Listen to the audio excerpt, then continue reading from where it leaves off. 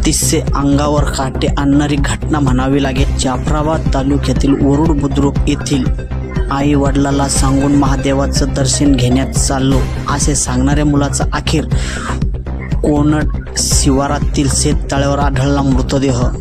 हे मुलं महादेवाच्या एकाच कुटुंबातील 3 मुलं असावे असे सुद्धा शंका या ठिकाणी व्यक्त केली जात आहे। आई वडिलास सांगून महादेवाच्या दर्शनाला चाललो असे सांगणारे मुलं मात्र घरी परतले नसल्याने आई बापाचा जीव खालीवर झाल्याने त्यांनी शोधाशोध घेतली असता त्यांचा मृतदेह शेततळ्यामध्ये आढळून आल्याची घटना जाफराबाद तालुक्यातील वरुड बुद्रुक या ठिकाणी घडली आहे। नागरिकांच्या सांगण्यावरून ह्यो घात की अपघात अशी शंका व्यक्त केली जात आहे। नातेवाईकांनी पोलीस स्टेशन ह्या ठिकाणी धाव घेऊन झालेल्या घटनेची माहिती पोलीस प्रशासनाला दिली।